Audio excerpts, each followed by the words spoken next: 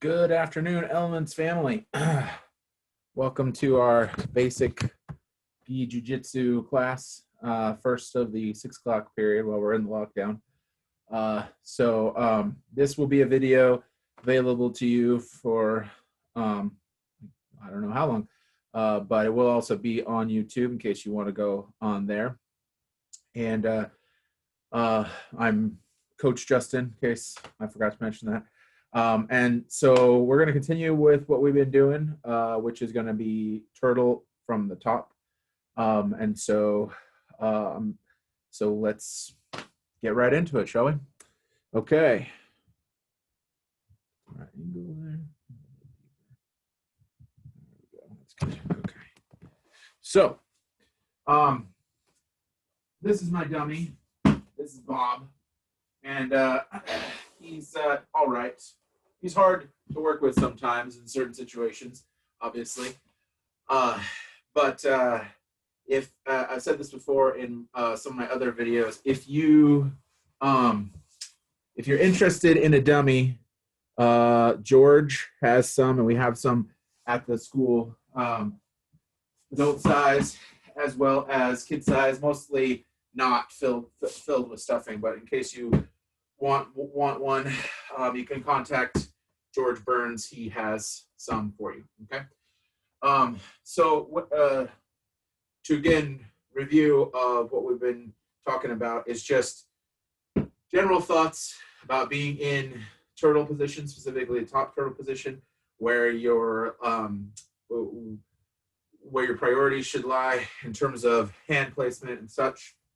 So just again to reiterate those, when you are in turtle position and you're on top, you have to you want to view your opponent's back like separated into 4 different quadrants, where each quadrant is separated by the spine and by the armpits. Okay, not the shoulders, the armpits. So it's like halfway down the back. And when you're on somebody's back, you can either be head and arm, or you can be body and arm, or body and head. Body and head.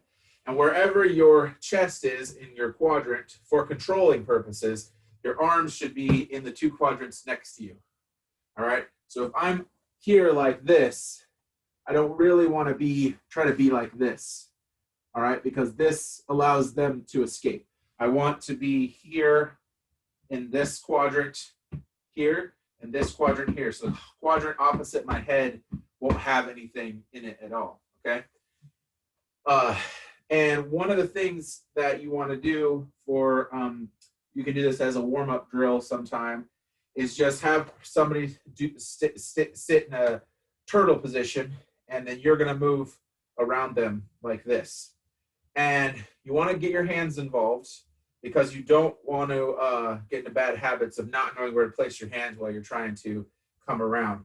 Because any good bottom turtle player is going to react to where you move with them. So if you're moving one way and they go with you and you don't have your hands in place, you're not going to be able to slow them down. You're not going to be able to stop them, all that other good stuff. So again, 4 quadrants.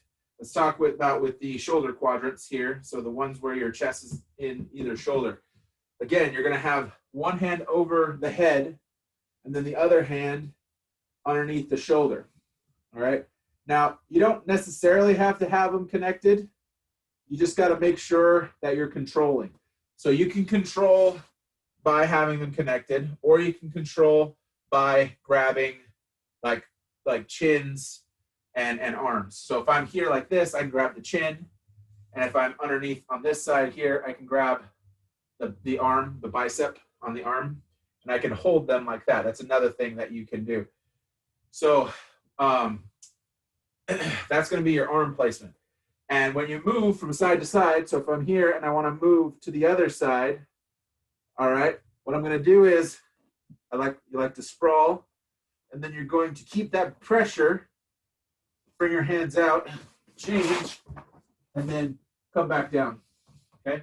Or keep sprawling, depending on what your intentions are. And so the drill is to go, you can start the drill by going front from side to side. So take the hands out, go to the other side, put the hands in, take the hands out, go to the other side, put the hands in. So you know you're doing it right in that position. Now, when you want to get around onto the side of your opponent, what you want to do is, in an ideal world, is to block the arm in which you are coming. Okay, so if I'm going to come from a shoulder quadrant to a hip quadrant, I'm going to use the opposite arm to block the shoulder. Okay, so like, again, if I'm here like this, and I want to go over here to this hip, I want to take this hand and I want to block that arm like this and come around. And then once I'm here, I can bring that knee inside and come on top like this. Okay? And so if you don't, so again, I'll review the reasons why. If I don't do that, so let's say I'm this guy, right, and I'm blocking, and you start to go, if I feel you going, and you don't block the back of my arm, I can bring this arm around and grab your leg. And now I'm real easy in a place for a single leg. Okay, and I did that in a video last week, last Wednesday, I believe, with my niece Ella. So if you want to check that out, you can go back and check that out with me having an actual body to work with. So whenever you do these drills from one side to the other, you always want to try to kind of remember, you're going to go here, and then when you move over to this side, these arms come out, and you're going to go here. And then if you want to keep going on that side, these arms come back out.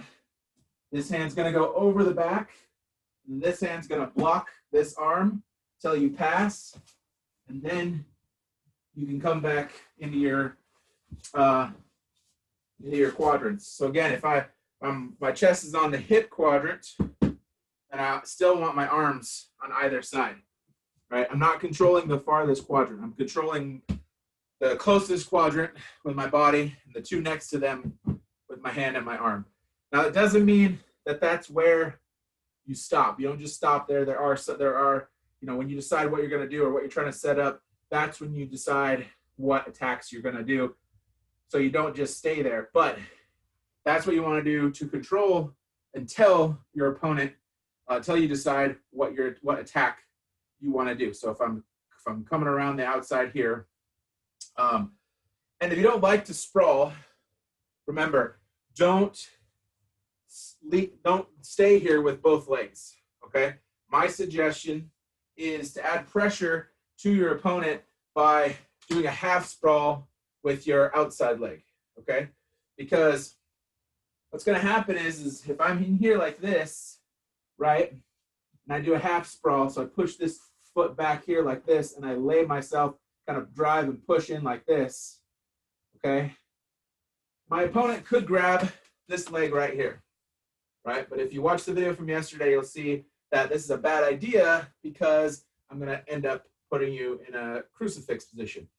And with my arm on this side, I'm blocking this arm from grabbing my leg, the one that he wants to grab my leg with. He wants to grab my leg with the same side. So notice how if I'm here like this, he's got this arm, he wants to grab this leg. He's got this arm, he wants to grab this leg.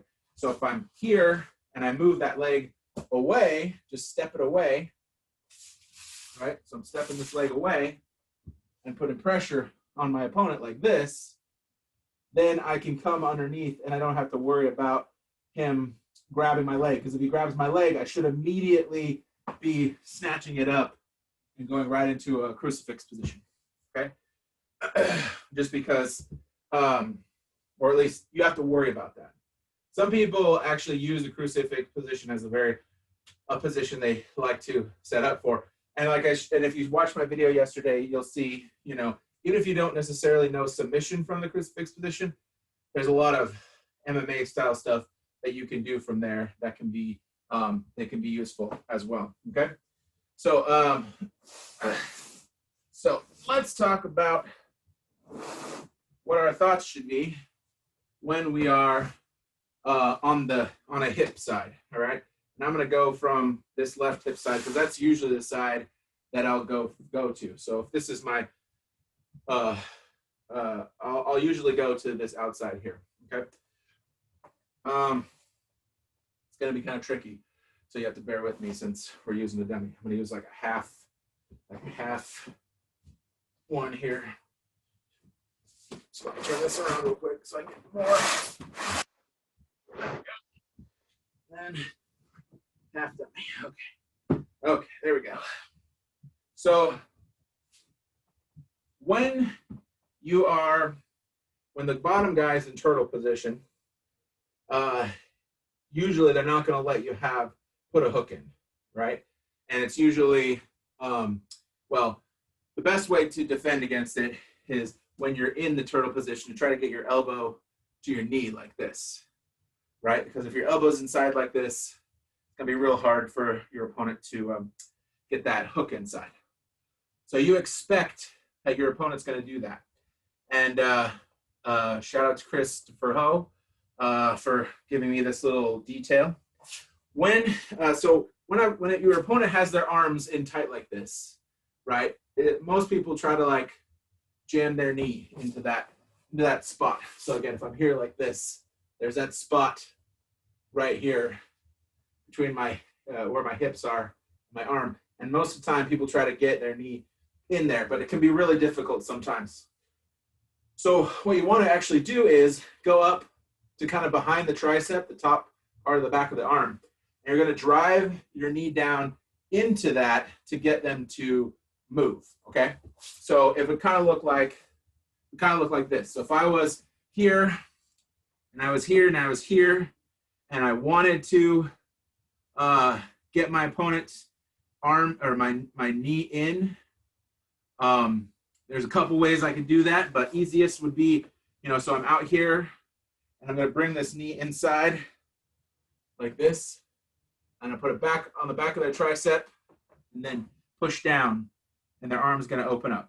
That's one way to open up that arm.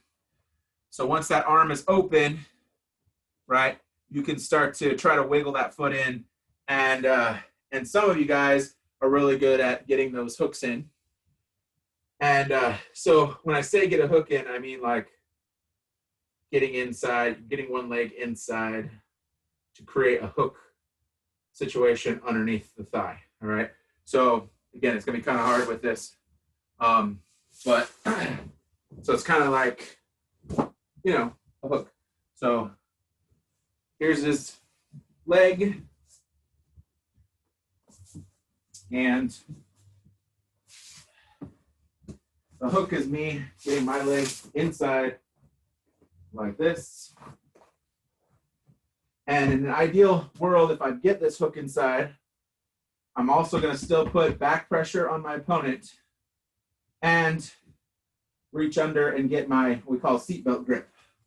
Okay, so just to, again, go back a step. A seatbelt grip is one where you grip at the wrist instead of trying to get your hands together. And again, ideally, when you're thinking about the back position, whichever arm goes under, whichever of your arms go under your opponent's arms, that's the one that you want to be on top. Okay, so in this scenario, if I get my hook in, right, and then this goes here, then this hand here is the one that's grabbing the other arm. So what I'm going to do is I'm going to be here, and when I fall over to go for my hooks, go for my back take, that's the first thing we're going to do today.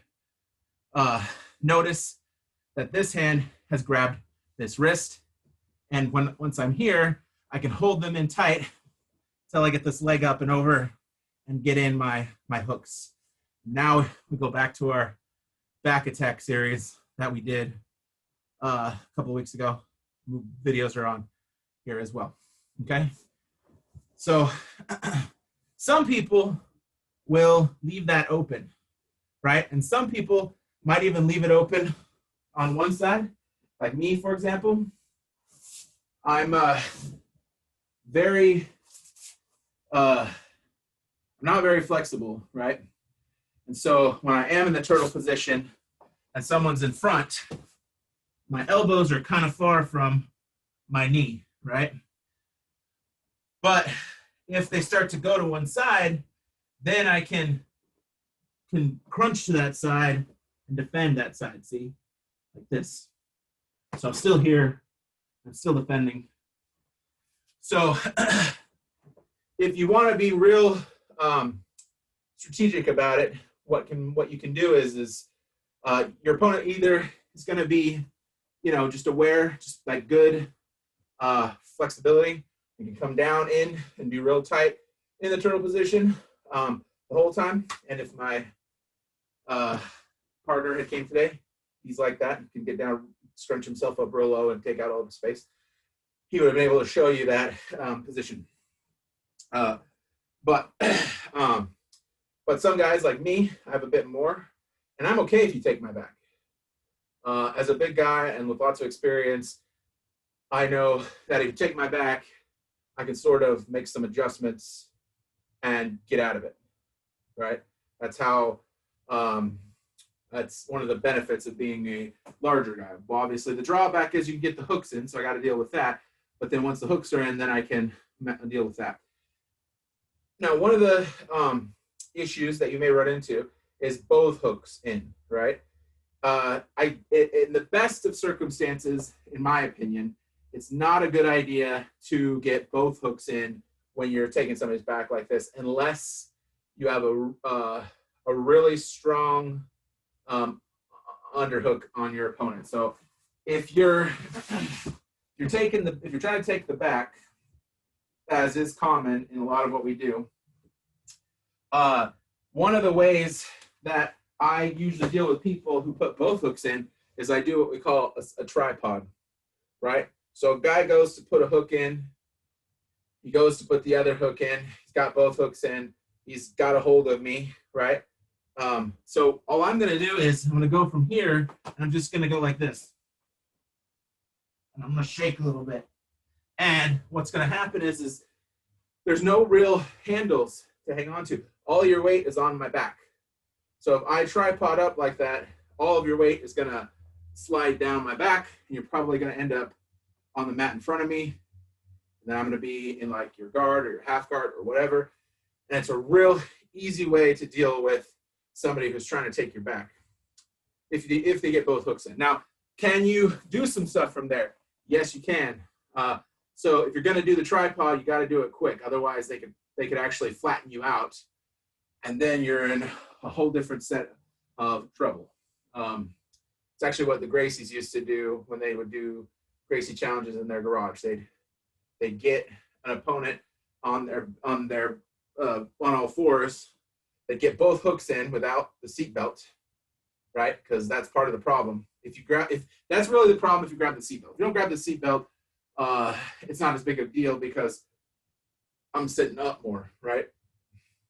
And if I go backwards, that's okay because you're kind of into my backpack and I can go to the side, right? But in the Gracie garages, the guy would end up turning over, the Gracies would get on him like this, he'd be trying to defend, they'd be slapping him, and then he'd roll to the side like this, and then once he was here, they would choke him, right? If you look on YouTube for any Gracie garage videos, that's a common thing that they used to do. And they used to do it from this exact position. And you'll notice actually that that with one hook in, you need the seatbelt. If you get both hooks in, it is a mistake with both hooks in to seatbelt as well, right? If you put both hooks in, that's okay. But don't overextend yourself by putting in a seatbelt as well, right? Once they start to go to their side, then you can come down and go to a seatbelt. Once they start to try to do something, once they trying to move out of the position, then you can go to a seatbelt. But until then, when you put both hooks in, commonly don't put the seatbelt, put your seatbelt in just yet. One hook and a seatbelt, good. Two hooks, no seatbelt. Okay, 1 hook and a seatbelt, good. 2 hooks, no seatbelt. All right.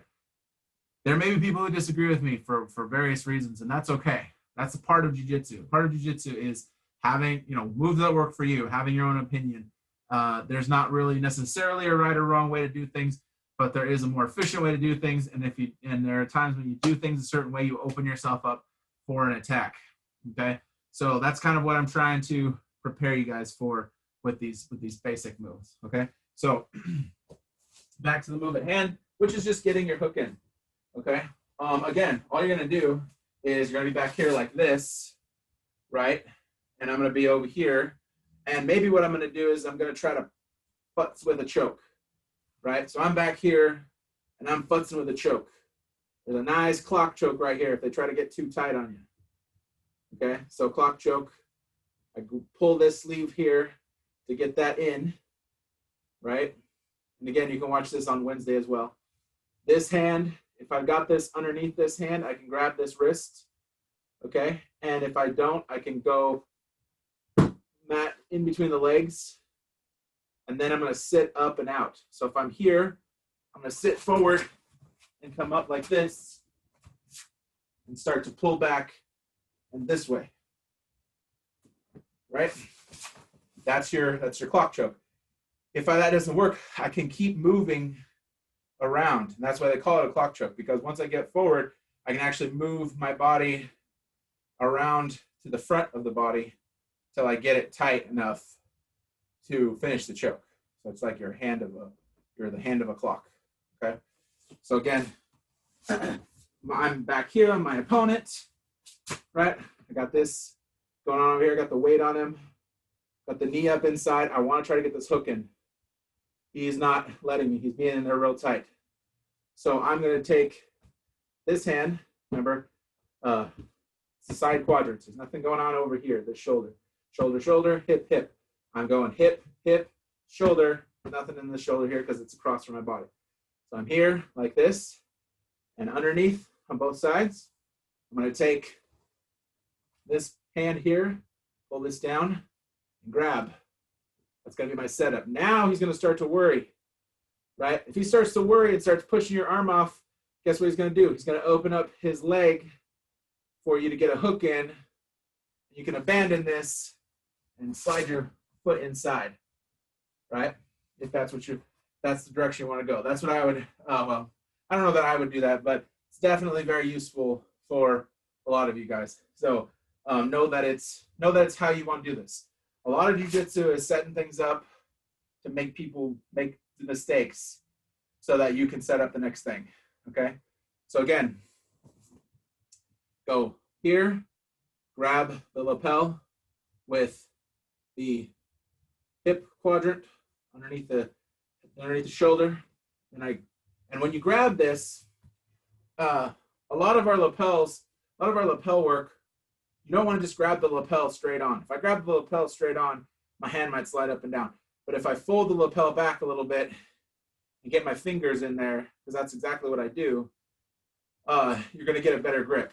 So if I pull this down and fold this a little bit, then when I come in, my thumb goes inside and my fingers actually reach around the lapel and I can fold it in like this.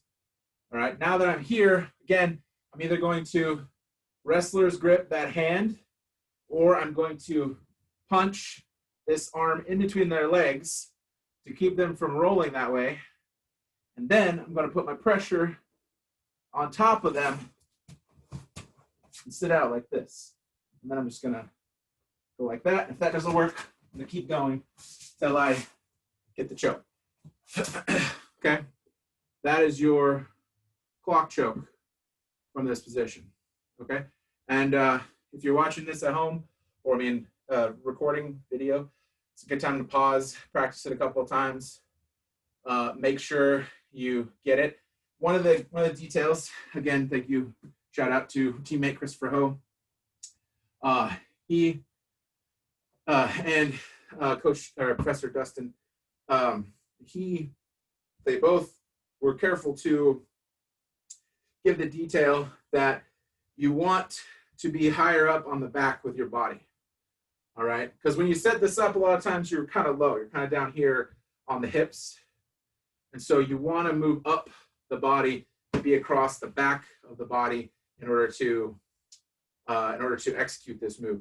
Because if you're not, it gives them more leverage to come back with the choke. If you're up higher and you do them choke, they can't really come back with it, and that's what's going to be the main choking factor in that scenario. So, again, that is the clock choke, and it's good for the gi. But let's talk about some stuff that we can do in gi and no gi. I'm looking at. All right, we got 10 minutes. I might go a little longer than that today. So in gi and no gi, you can both do some fun arm bars from here. All right. So arm bar number 1 is going to be what's called the swim move arm bar, and it is a variation of the other arm bar, which is what I've heard it as the Renzo Gracie arm bar. You can figure out like the names if you want to, but Renzo shows one way, and Eddie Bravo and the 10th Planet System shows another way. So I'm going to show both because they both basically are the same thing, except for this from the opposite sides of the same coin. Okay. So the first one requires you to have a hook in. All right. So if I've got this hook in here, like this, see if George can be at least somewhat useful. Okay. So again, I've got my hook in, right? And I don't want to go for the back. I want to go for the arm.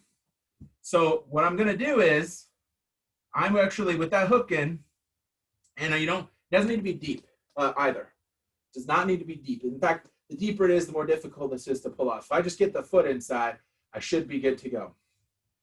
So I'm going to reach with this hand. So if this is my leg inside, it's not the same side arm, it's the opposite arm. And what I'm going to do is I'm actually going to reach for the arm that's closest to me. Okay?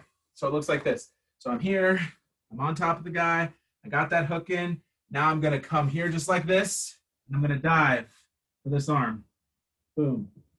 Now you'll notice when I dive for this arm, this foot stays inside. Bob's not being the best. What I'm going to do is I'm going to put my shin across the back of Bob's head. Okay? And again, you don't need to be a master at this. This is just, again, something that can happen, especially if you're a white belt or a low-level blue belt and you're rolling with a purple or a brown belt. They can easily take this from you, okay? So I'm going to show it to you from the back angle so you can see it from this way, all right? So now, again, I've got my foot inside for a hook. And again, I don't have a deep hook. I just have a hook, okay? So once I got that hook in, he's going to be up still. Arms, prop him up a little bit, right? Hook's inside. This arm goes diving over to this side, and this leg comes down and goes behind his head. So again, sorry I don't have a well-positioned partner. If you know anybody, let me know. But yeah, so that's a swim move. And what's going to happen is I'm trying to finish this for you guys so you guys can see. Two things can happen here. Number one, when you do this move, your opponent has some control over this hand.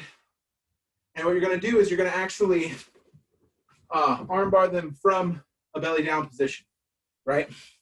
So if my head's here like this, and I'm here like this, and I get to this side position like so, okay? So I was here like this, right? Let's say doesn't quite have his arms together yet. I can turn here and I can finish just like this. All right, now let's say he's real tight. He's holding on. And what I'm going to do is I'm going to reach for his pants like this, or just going to reach for his for nogi, guys, for the shin. And I'm going to push with the back of my leg on his head and lift the leg. So I'm kind of scissoring. And now I come down and I'm in my armbar position. Okay? So I'll show the setup for that one more time. But the process would work a whole lot better if I had a body stand up underneath me. So we can hope so, right? In the future. Okay.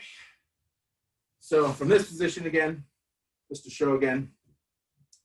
So this might be the process that you use. This is one of a process that you can use. If you discover others, that's great.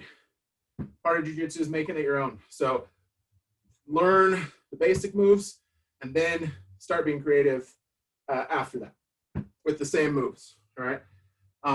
So I'm here. I'm here.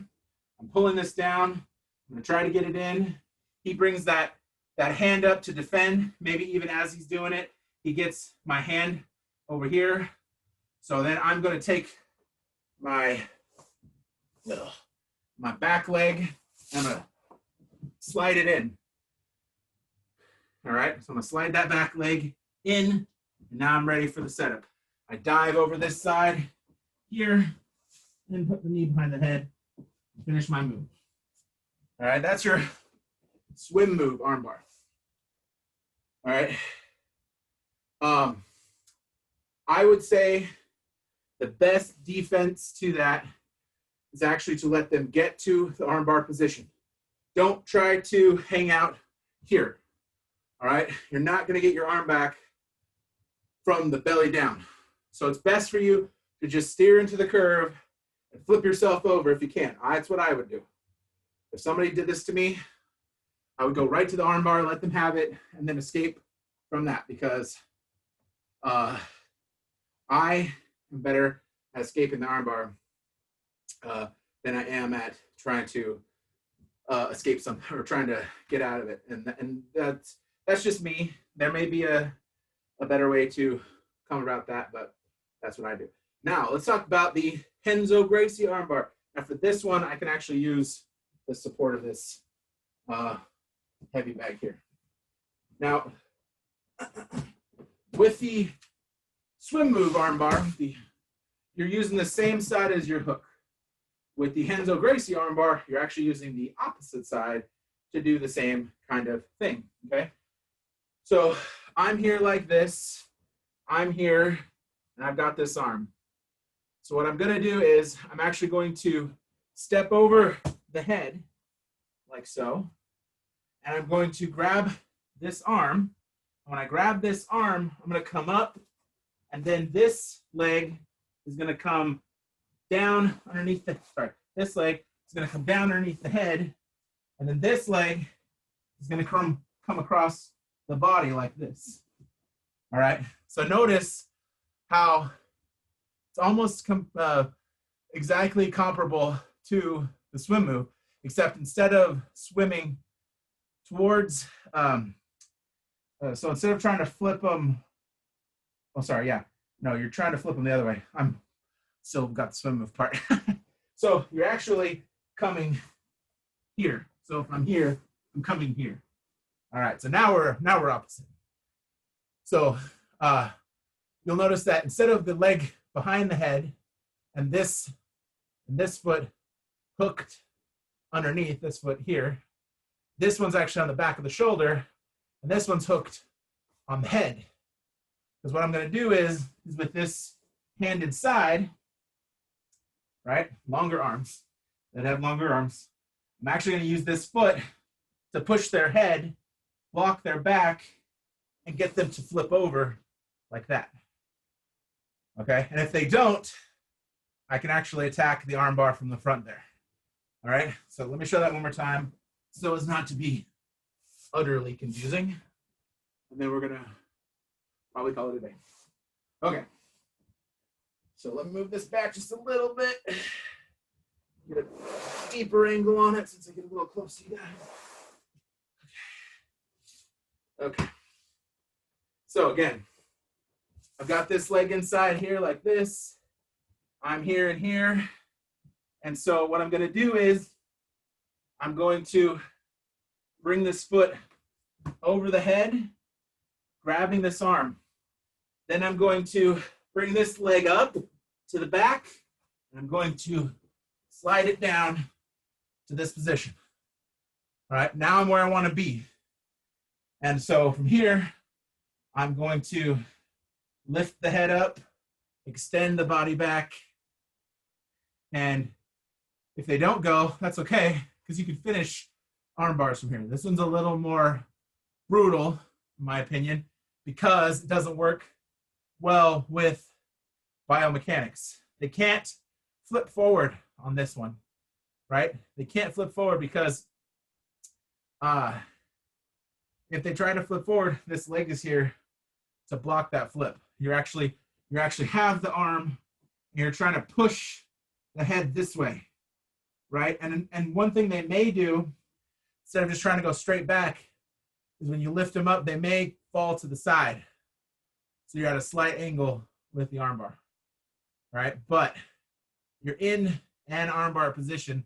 And the main difference between these two as well, is that with the swim move armbar, when you're done, the inside leg is across the body and it's the head leg. You just have to swing over, right? But with the Henzo armbar, you end up in the modified armbar position. So if I'm here, right, and I start to like lift this up and they go, see how